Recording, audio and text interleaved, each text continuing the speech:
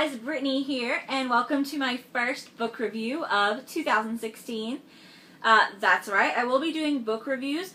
Hopefully I'll get one done once a week, because that will be my goal, is to read one book a week this year, at least.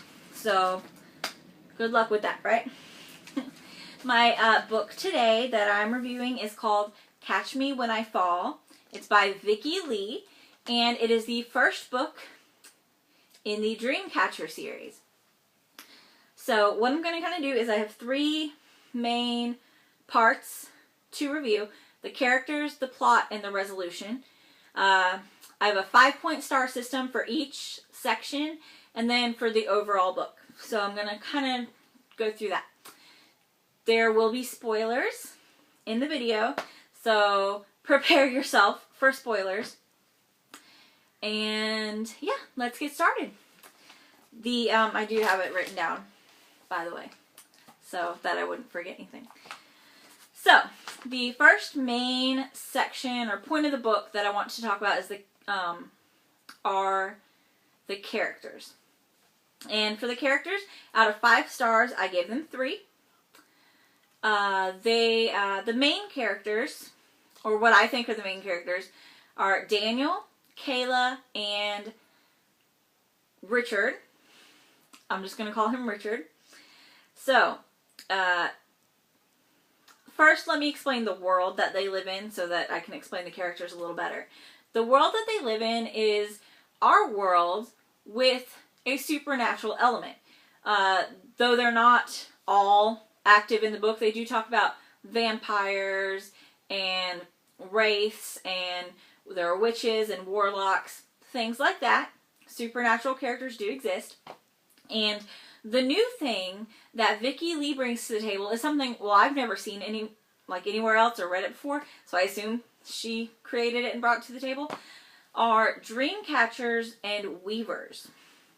Now, every human has a catcher and a weaver assigned to them.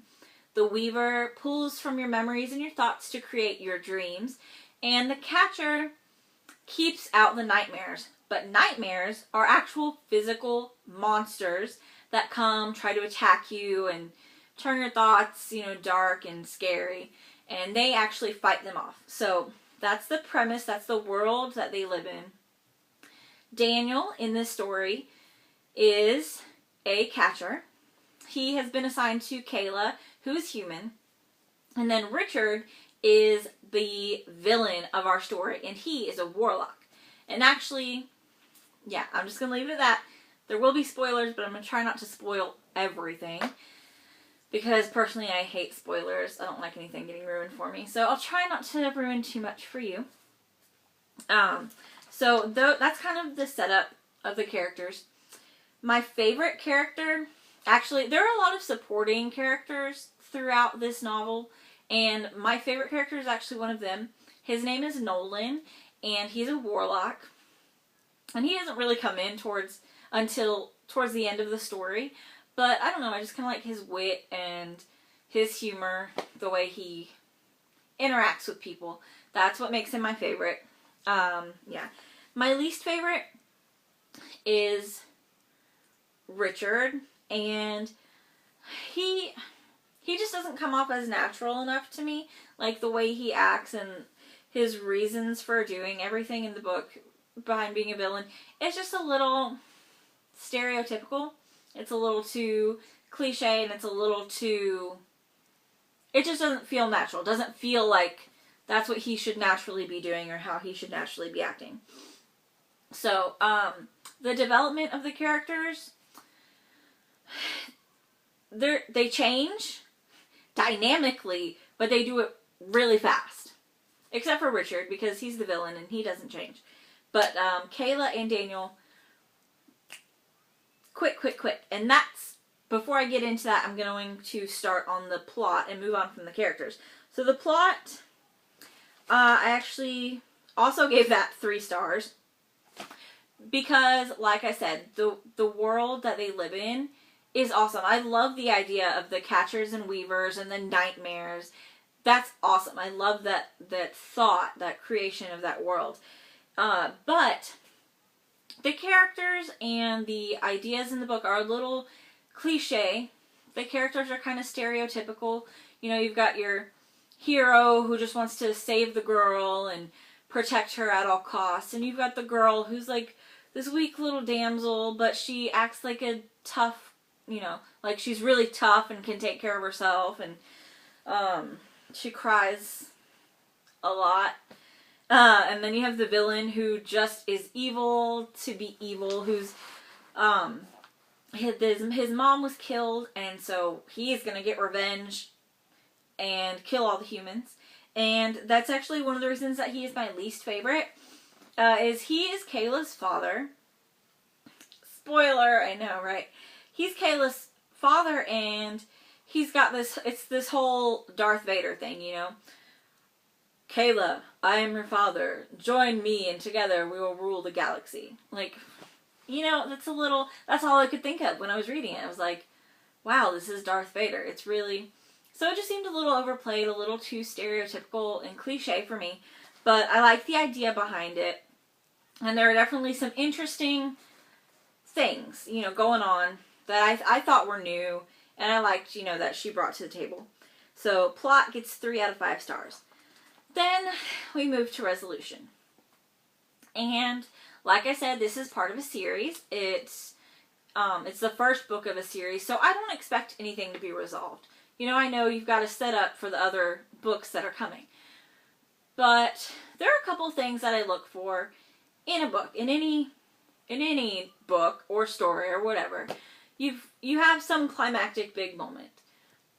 And whether it actually resolves anything or not, it's got to be there. And so I gave the resolution of this story a 2.5 because there was a big fight here, but it didn't feel that climactic to me. Like, it didn't feel like it resolved anything or got anything accomplished. I don't think it accomplished anything. So I didn't really care for that. I wish there was a little more going on. Was it a cliffhanger? It wasn't exactly a cliffhanger. I mean, they left it all kind of wide open, but it wasn't like a, you know, hanging off the cliff cut screen. You know, it was hanging off the cliff, gets pulled up, gets a hug, and then cut screen. You know, like, it wasn't a cliffhanger, but they didn't really resolve anything. So, you know, and I guess it's just setting it up for the next book, but I feel like it could have been done a little better.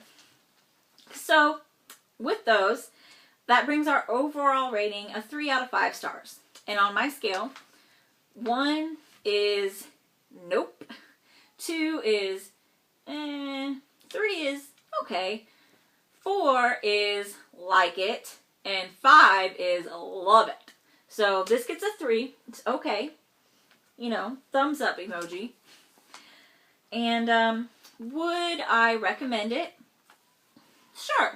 Like I said, the world is new to me, at least. I haven't seen this anywhere else. If you have, let me know, but I think it's something new and original. So, just to kind of check that out and get that, you know, knowledge of the catchers and weavers, that's cool. Check it out, sure. Go read it. Am I going to continue the series? Probably. I have a lot in my TBR right now, so, and there's a lot that I'm really excited to read, so I'm not going to get to the next book immediately. I'll probably get to it sometime this year. Maybe next year if I push it. But I'll probably get around to it because I like resolution. I like to find out what happens. And I have read the synopsis of the next one. It's called Find Me If You Can, I think. I don't know. Something like that. And, you know, it looks interesting enough. Again, some new things coming to the table. So I'm probably going to get to it, just not right now. So, overall, 3 out of 5. Recommend it. And probably going to continue with the series. Again, the name of the book is Catch Me When I Fall. It is by Vicki Leigh, and it is the first in the Dreamcatcher series. So, that is the first book review of the year. Number 1 out of 52, at the very least.